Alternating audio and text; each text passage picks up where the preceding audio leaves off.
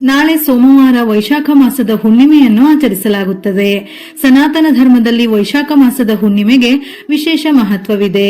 ವೈಶಾಖ ಮಾಸದಲ್ಲಿ ವಿಶೇಷವಾಗಿ ವಿಷ್ಣುವನ್ನು ಪೂಜಿಸಿ ಆರಾಧಿಸಲಾಗುತ್ತದೆ. ಅದರಲ್ಲೂ ಹುಣ್ಣಿಮೆಯ ದಿನ ವಿಷ್ಣು ಸಮೇತ ತಾಯಿ ಲಕ್ಷ್ಮಿಯನ್ನು ಪೂಜಿಸಿದರೆ ಅದ್ಭುತ ಫಲಗಳು ಪ್ರಾಪ್ತಿಯಾಗುತ್ತದೆ. ಈ ದಿನದ ಪೂಜೆ ಪುನಸ್ಕಾರಗಳಿಗೆ ದುಪ್ಪಟ್ಟು ಫಲ ಪ್ರಾಪ್ತಿಯಾಗುತ್ತದೆ.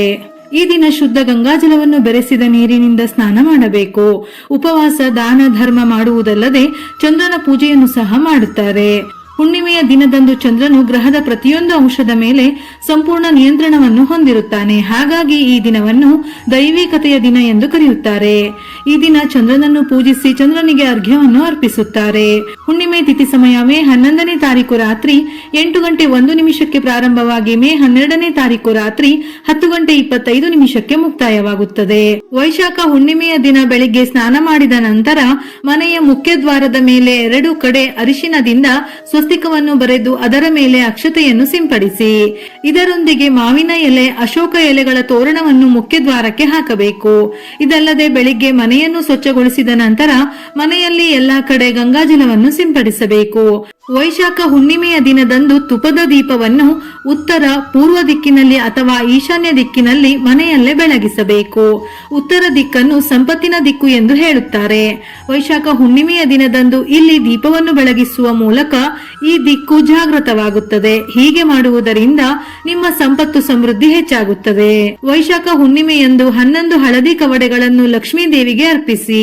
ಮರುದಿನ ಕೆಂಪು ಬಟ್ಟೆಯಲ್ಲಿ ಈ ಕವಡೆಗಳನ್ನು ಕಟ್ಟಿ ಅವುಗಳನ್ನು ಸುರಕ್ಷಿತವಾದ ಸ್ಥಳದಲ್ಲಿ ಇರಿಸಿ. ಹೀಗೆ ಮಾಡುವುದರಿಂದ ಆರ್ಥಿಕ ಸಂಕಷ್ಟದಿಂದ ಮುಕ್ತಿ ಹೊಂದುವಿರಿ.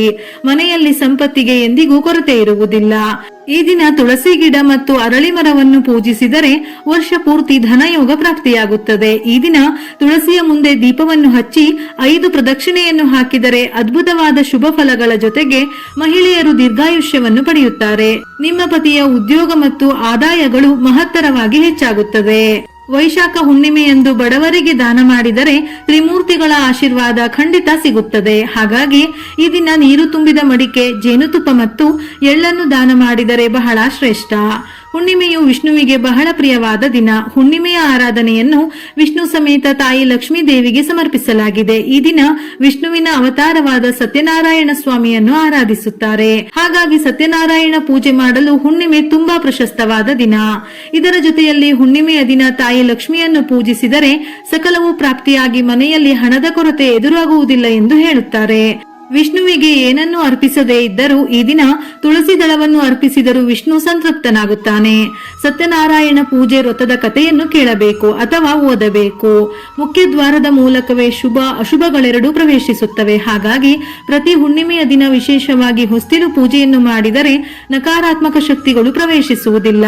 ತಾಯಿ ಲಕ್ಷ್ಮಿಯ ಆಶೀರ್ವಾದ ಪ್ರಾಪ್ತಿಯಾಗುತ್ತದೆ. ಹೊಸ್ತಿಲಿನಲ್ಲಿ ಶ್ರೀ ಮಹಾಲಕ್ಷ್ಮಿ ನೆಲೆಸಿರುತ್ತಾಳೆ ಎನ್ನುವ ಪ್ರತೀತಿ. ಹಾಗಾಗಿ ವಿಶೇಷವಾಗಿ ಹುಣ್ಣಿಮೆಯ ದಿನ ಶ್ರದ್ಧಾ ಭಕ್ತಿಯಿಂದ ಪೂಜಿಸಬೇಕು.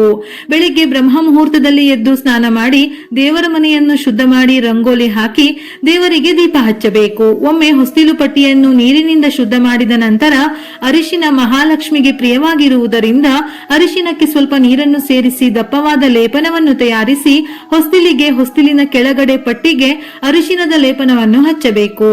ಇಲ್ಲವೆಂದಾದರೆ ಅರಿಶಿನದ ಬದಲಿಗೆ ಗೋಮೂತ್ರವನ್ನು ಹಚ್ಚಬಹುದು. ಹೊಸ್ತಿಲ ಮಧ್ಯದಲ್ಲಿ ಚಿಕ್ಕದಾಗಿ ಸ್ವಸ್ತಿಕ ರಂಗೋಲಿಯನ್ನು ಬಿಡಿಸಬೇಕು. ಯಾಕೆಂದರೆ ಪ್ರಥಮ ಪೂಜಿತನ ಆರಾಧನೆಯೊಂದಿಗೆ ಪ್ರತಿಯೊಂದು ಶುಭ ಕಾರ್ಯವೂ ಪ್ರಾರಂಭವಾಗುತ್ತದೆ. ಹಾಗಾಗಿ ವಿಘ್ನ ನಿವಾರಕನ ಆರಾಧನೆಗಾಗಿ ಸ್ವಸ್ತಿಕ್ ರಂಗೋಲಿಯನ್ನು ಹಾಕಿದರೆ ಶ್ರೇಷ್ಠ. ಈ ದಿನ ದೇವರ ಮನೆಯ ಅಂಗಳದಲ್ಲಿ ಅಥವಾ ತುಳಸಿಯ ಮುಂದೆ ಅಷ್ಟದಳ ರಂಗೋಲಿಯನ್ನು ಹಾಕಿದರೆ ಲಕ್ಷ್ಮೀ ದೇವಿ ಸಂತೃಪ್ತಳಾಗುತ್ತಾಳೆ. ಒಂದು ವೇಳೆ ಹುಣ್ಣಿಮೆಯ ವ್ರತದ ಉಪವಾಸವನ್ನು ಆಚರಿಸಲು ಸಾಧ್ಯವಿಲ್ಲವೆಂದಾದರೆ ವಿಷ್ಣುವಿನ ಅನುಗ್ರಹಕ್ಕೆ ಓಂ ನಮೋ ನಾರಾಯಣಾಯ ಈ ಮಂತ್ರವನ್ನು ಪಠಿಸುವುದರಿಂದ ಎಲ್ಲಾ ರೀತಿಯ ದೋಷ ನಿವಾರಣೆ ಆಗುತ್ತದೆ. ಹುಣ್ಣಿಮೆಯ ದಿನದಂದು ಪೂಜೆ ಮಾಡುವುದರಿಂದ ಜಾತಕದಲ್ಲಿನ ಚಂದ್ರದೋಷವು ನಿವಾರಣೆ ಆಗುತ್ತದೆ. ಹಾಗೆಯೇ ಅರಳಿ ಮರದಲ್ಲಿ ಲಕ್ಷ್ಮೀ ದೇವಿಯ ಸಾನ್ನಿಧ್ಯವಿದೆ ಎಂದು ಹೇಳುತ್ತಾರೆ. ಹಾಗಾಗಿ ಲಕ್ಷ್ಮೀ ದೇವಿಯ ಆಶೀರ್ವಾದಕ್ಕಾಗಿ ಈ ದಿನ ಸಂಜೆ ಅರಳಿ ಮರಕ್ಕೆ ಪ್ರದಕ್ಷಿಣೆ ಹಾಕಿ ತುಪ್ಪದ ದೀಪವನ್ನು ಬೆಳಗಿ. ಈ ವೈಶಾಖ ಹುಣ್ಣಿಮೆಯಂದು ಭಗವಾನ್ ವಿಷ್ಣು ಕೂರ್ಮ ರೂಪದಲ್ಲಿ ಅವತರಿಸಿದನು. ಅಂದರೆ ಭಗವಾನ್ ವಿಷ್ಣುವು ಆಮೆಯ ರೂಪದಲ್ಲಿ ಅವತರಿಸಿದ್ದಾನೆಂದು ಪುರಾಣಗಳು ಹೇಳುತ್ತವೆ. ಹಾಗಾಗಿ ಈ ಹುಣ್ಣಿಮೆಯ ದಿನ ನೀವು ಚಿಕ್ಕ ಆಮೆಯ ವಿಗ್ರಹವನ್ನು ತಂದು ದೇವರ ಮನೆಯಲ್ಲಿ ಉತ್ತರ ದಿಕ್ಕಿನಲ್ಲಿಟ್ಟು ಪೂಜಿಸಿದರೆ ವಿಷ್ಣು ಮತ್ತು ಲಕ್ಷ್ಮೀ ದೇವಿಯ ಕೃಪೆಯಿಂದ ಧನ ಕನಕಗಳು ಪ್ರಾಪ್ತಿಯಾಗುತ್ತದೆ. ಪದೇ ಪದೇ ನಿಮ್ಮ ಆದಾಯಕ್ಕೆ ಮೀರಿದ ಖರ್ಚುಗಳಿದ್ದರೆ ಈ ವೈಶಾಖ ಹುಣ್ಣಿಮೆಯಂದು ನಿಮ್ಮ ಎಡಗಾಲಿಗೆ ಕಪ್ಪು ದಾರವನ್ನು ಕಟ್ಟಿಕೊಳ್ಳಿ. ಅನಗತ್ಯ ಖರ್ಚುಗಳು ಕಡಿಮೆಯಾಗುತ್ತವೆ. ಆರ್ಥಿಕ ಸಮಸ್ಯೆಗಳಿಂದ ಮುಕ್ತರಾಗುತ್ತೀರಿ. ಹುಣ್ಣಿಮೆಯಂದು ಚಂದ್ರನು ತುಂಬಾ ಪ್ರಕಾಶಮಾನವಾಗಿ ಕಾಣಿಸಿಕೊಳ್ಳುತ್ತಾನೆ. ಚಂದ್ರನ ಕಿರಣಗಳು ಹೆಚ್ಚಿನ ಶಕ್ತಿಯನ್ನು ಹೊಂದಿದೆ. ಹಾಗಾಗಿ ಈ ಹುಣ್ಣಿಮೆಯ ದಿನ ರಾತ್ರಿ ಚಂದ್ರನನ್ನು ನೋಡಿ ನಿಮ್ಮ ಮನಸ್ಸಿನಲ್ಲಿ ಏನಾದರೂ ಕೋರಿಕೆಗಳಿದ್ದರೆ ಪ್ರಾರ್ಥಿಸಿ. ಇಷ್ಟಾರ್ಥಗಳು ಖಂಡಿತವಾಗಿ ಈಡೇರುತ್ತವೆ. ಹುಣ್ಣಿಮೆಯ ಕಿರಣಗಳು ನಮ್ಮ ದೇಹದ ಮೇಲೆ ಬಿದ್ದರೆ ದೀರ್ಘಾವಧಿಯ ಎಲ್ಲಾ ಆರೋಗ್ಯ ಸಮಸ್ಯೆಗಳು ದೂರವಾಗುತ್ತವೆ. ಉತ್ತಮ ಆರೋಗ್ಯ ಸಿಗುತ್ತದೆ. ಈ ವಿಶೇಷ ದಿನದಂದು ವಿಷ್ಣು ಸಮೇತ ಲಕ್ಷ್ಮಿಯನ್ನು ಪೂಜಿಸಿದರೆ ಮನೆಯಲ್ಲಿ ಆರೋಗ್ಯ ಆಯುಷ್ಯದ ಜೊತೆ ಸಂಪತ್ತು ವೃದ್ಧಿಯಾಗುತ್ತದೆ. ವಿಡಿಯೋ ಇಷ್ಟ ಆಗಿದ್ದಲ್ಲಿ ಮರೆಯದೆ ಲೈಕ್ ಕೊಟ್ಟು ನಿಮ್ಮವರಿಗೆ ಶೇರ್ ಮಾಡಿ.